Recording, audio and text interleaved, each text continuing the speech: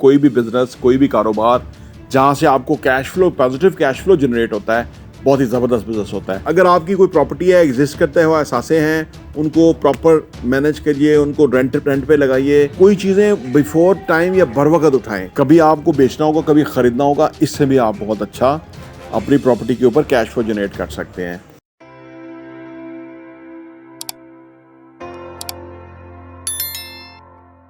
बिस्मिल्लाहिर्रहमानिर्रहीम, अस्सलाम वालेकुम रहमतुल्लाहि व बरकातुहू। मेरा नाम अहमद अकील है। आप देख रहे हैं प्रॉपर्टी विजन टीवी। कोई भी बिजनेस, कोई भी कारोबार जहां से आपको cash flow, positive cash flow generate होता है, बहुत ही ज़बरदस्त बिजनेस होता है। इसी तरह रियल एस्टेट भी जो है वो पॉजिटिव कैश फ्लो जनरेट करने के लिए एक बहुत अच्छा बिजनेस है।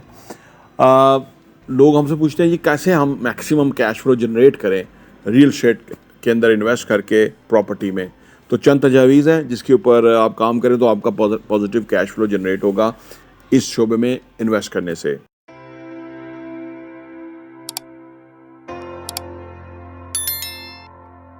Welcome back. नंबर वन चीज़ ये है कि जी आप रियल एस्टेट के अंदर ना मार्केट रिसर्च बड़ी अच्छी करें।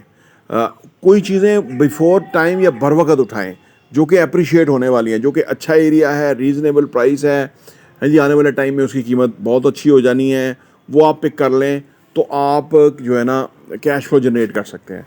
उसकी वजह कि फ़र्ज़ करें आपके पास साल तक की पेमेंट करने का पैसा है, आज आप ख़रीद लेते हैं विद रीज़नेबल प्राइस, तो साल के अंदर उसके अंदर अप्रिशिएशन आ जाएगी और अगले साल फिर आप उसको बेच के किसी और चीज़ में जाके तो कैश फ्लो जनरेट कर सकते हैं। नंबर वन तरीका ये है कैश फ्लो जनरेट करने का। नंबर दो ये है कि जी रेंटल इनकम। अगर आपकी कोई प्रॉपर्टी है, एग्जिस्ट करते हुए असासे हैं, उनको प्रॉपर मैनेज करिए, उनको रेंट पे लगाइए, आप अच्छा रेंट वसूल कीजिए, इससे पॉजिटिव कैश फ्लो जनरेट कीजिए और इससे आपका पैसा भी ग्रो करेगा, किराया भी बहुत अच्छा आता रहेगा और आप हैप्पी रहेंगे। नंबर तीन ये है कि जी एक्सपेंसेस। आपकी प्रॉपर्टी के ऊपर जो अखराजात उठते हैं उसको चेक कीजिए, कंट्रोल कीजिए ताकि वो नेगेटिव कैश फ्लो की तरफ ना जाए। ज़्यादा एक्सपेंडिचर होते रहेंगे, कितनी आमदनी आती है, कितना उस पर एक्सपेंडिचर होता है, इसको मैनेज करें।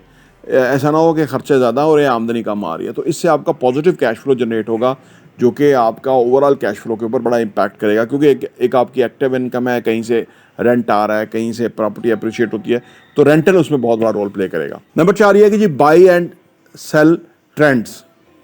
मार्केट में जो ट्रेंड चल रहे हैं, कभी आपको बेचना होगा, कभी ख़रीदना होगा, इससे भी आप बहुत अच्छा अपनी प्रॉपर्टी के ऊपर कैश फ्लो जनरेट कर सकते हैं। फ़र्ज़ करें कोई आपको बहुत अच्छी प्रॉपर्टी मिल रही है, या पहली बात है कि आपकी प्रॉपर्टी की दाम बहुत अच्छे मिल रहे हैं, आप उसको बेच सकते हैं।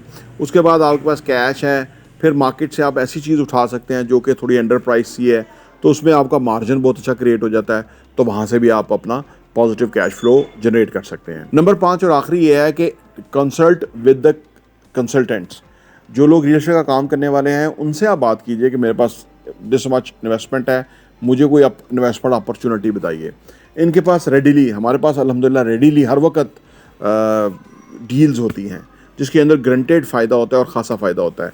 एक तो हम आपके सामने चीज़ें लेके आते हैं, इसके अलावा भी हमारे पास चीज़ें होती हैं, तो हम कोशिश करते हैं कि लोग हमसे मिल के डिस्कशन करें, गुफ्तगू करें, थोड़ा अपना बताएं उनके क्या गोल्स हैं इन्वेस्टमेंट के, कैसे कैश फ्लो जनरेट करना चाहते हैं, तो हम उनकी मदद करते हैं, तो वो उनके लिए बहुत फिजिबल चीज़ बन सकती है।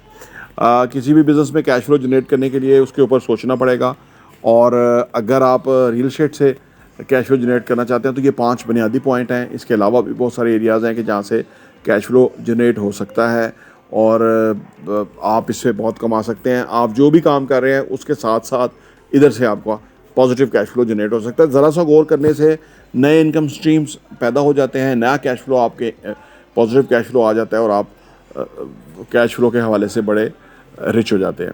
प्रॉपर्टी टीवी देखने का बहुत बहुत शुक्रिया।